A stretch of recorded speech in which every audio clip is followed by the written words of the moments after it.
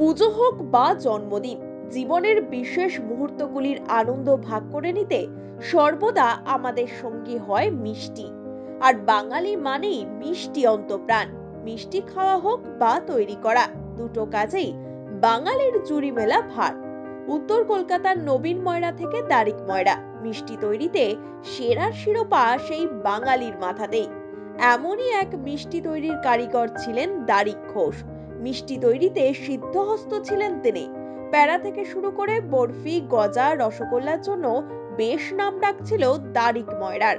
1885 সালে কলকাতার শ্যামপুকুর স্ট্রিটে প্রথম দারিকস গ্র্যান্ড সন্স স্থাপিত করেন তিনি।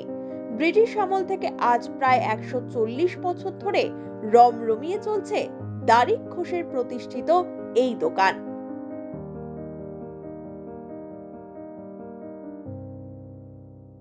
শ্যামবাজার পাঁচমাথার মোড়ে বিটি রোডের দিকের রাস্তায় বাঁ হাতে পড়বে এই দোকানটি।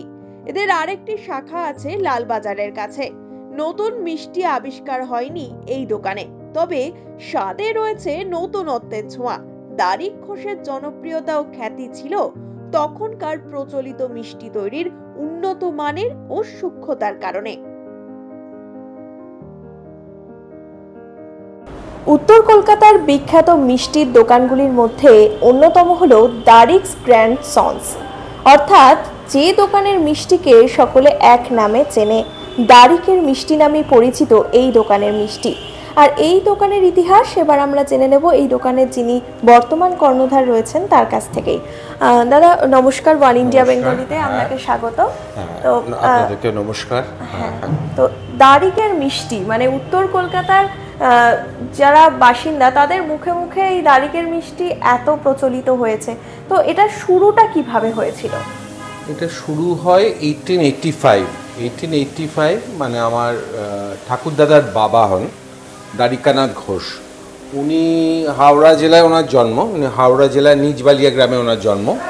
ওনার যখন 20 বছর বয়স ওই হাওড়া জেলা ছেড়ে এসে কলকাতায় আসেন ছোট ভাইকে নিয়ে এসে এখানে 77 নম্বর শ্যামপুকুর স্ট্রিটে তার প্রথম দোকানটা ওপেন করেন।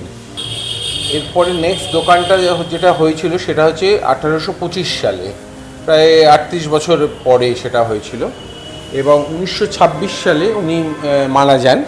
এবং তারপর ওনার 3 পুত্র জ্ঞানেন্দ্রনাথ ঘোষ, নিশিকান্ত ঘোষ ও অবলাকান্ত ঘোষ, এরা তখন এই প্রতিষ্ঠানের দায়িত্ব নেন। এর মধ্যে বিশেষ করে নিশিকান্ত ঘোষ মানে আমার মেজদাদু, ওনার আইকিউ লেভেল অনেক বেশি ছিল। এবং উনি এই যে দারিক যে এখন যে মানুষের মধ্যে যে দারিক নামটা এখনও ভেসে আছে বা মনে আছে, বা দারিকের কিছু আইটেম এখনও তাদের কাছে খুব প্রিয়, এখনও তারা বলা বলি করে, এই জিনিসটা তার জন্যেই বলবো যে হয়েছিল। তার দাদা ভাই তার সঙ্গে ছিল, কিন্তু সব কিছুই বলতে পারেন যে সব মানে কি হবে সব কিছু ওনারই করা ছিল। এটা প্রথমেই আগে বলবো যে আগেকার দিনে দারিকের একটা ব্যাপারে খুব ফেমাস ছিল দারিকের লুচি, ছোলার ডাল এবং ঘিয়ের হালুয়া। এইটা মানে লোকেরা মানে ভীষণভাবে পছন্দ করতো।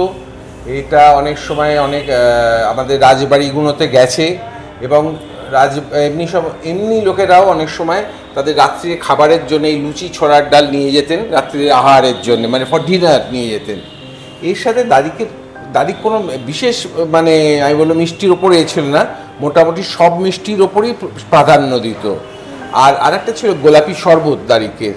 আর এমনি বিভিন্ন ধরনের সন্দেশ ছিল, সেই সন্দেশগুলো তো এখনও আছে, কিছু কিছু নাম পরিবর্তন হয়েছে, কিছু কিছু টেস্ট এখনকার যেটা প্রজন্ম যেহেতু হালকা মিষ্টি পছন্দ করে, এখনকার তার জন্য মিষ্টি অনেক হালকা হয়ে গেছে, মানে চিনির পরিমাণটা অনেক কমে গেছে, মানে অনেকটা ডায়েটিং এই টাইপের ব্যাপারগুলো করতে হয়েছে, কারণ এখনকার নিউ জেনারেশনরা খুব হালকা মিষ্টি পছন্দ করে। 1938 নাগাদ আমাদের সময় 14টা না 15টা ব্রাঞ্চ ছিল সারা কলকাতা জুড়ে, উত্তর, মধ্য এবং সাউথ ক্যালকাটা নিয়ে। তখন কিন্তু প্রতিটা দোকানের সাথে অ্যাটাচ থাকতো আমাদের ফ্যাক্টরি থাকতো, ঠিক আছে। এখন ব্যাপারটা হচ্ছে সব কিছু মানে এখনকার সময়ে মতো চলতে গিয়ে আমরা ফ্যাক্টরিটা একটা জায়গায় করে নিয়েছি। একটা জায়গা থেকে আমাদের 3টে ব্রাঞ্চ এখন, শ্যামবাজার, এন্টালি অ্যান্ড লালবাজার, আমাদের এই এক জায়গা থেকে অন্য সব ব্রাঞ্চে পাঠিয়ে দেওয়া হয়। তবে আমাদের এই যে শ্যামবাজার আউটলেট, আগে আমাদের কিন্তু ফ্যাক্টরিটা ওইখানেই ছিল, সেটা পরে প্রায় 1980 নাগাদ সেটা স্থানান্তরিত হয়েছে। আপনাদের দোকানে ফেমাস হচ্ছে যদি বলি তাহলে ফুলকপির সিঙ্গারা। হ্যাঁ, ফুলকপির সিঙ্গারা আগেও ছিল, এখনও হচ্ছে। শীতকালে মোটামুটি ফুলকপি উঠলেই ফুলকপির সিঙ্গারা চালু হয়ে যায়, আর মানুষও ফুলকপির সিঙ্গারা খাবার জন্য একটা আলাদা তার প্রাণবন্ত হয়ে ওঠে। কলকাতার ঐতিহ্যের সঙ্গে যেসব মিষ্টির দোকানের নাম জড়িয়ে রয়েছে তাদের মধ্যে অন্যতম হলো দারিক্স গ্র্যান্ড সন্স। তবে এখানে শুধু মিষ্টি নয়, রয়েছে নোনতার সম্ভারও। নানা রকমের মিষ্টির পাশাপাশি এখানে গেলেই চোখে পড়বে রাধা বল্লভী, কড়াইশুটির কচুরি, খাস্তা কচুরি সহ আরো অনেক কিছু। এছাড়াও শীতের মরশুমে মোয়া থেকে পাটিসাপটা সবই মিলবে এই দোকানে।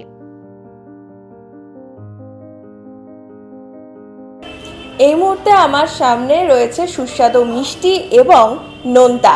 আর এইরকমই যদি সুস্বাদু মিষ্টি এবং নোনতার, হ্যাঁ অবশ্যই যদি ফুলকপির সিঙ্গারা খেতে মন চায় তাহলে অবশ্যই আসতে হবে উত্তর কলকাতার দারিক্স গ্র্যান্ড সন্সে। ক্যামেরায় কল্যাণ সার সঙ্গে মোহনা বিশ্বাস, ওয়ান ইন্ডিয়া বাংলা, কলকাতা।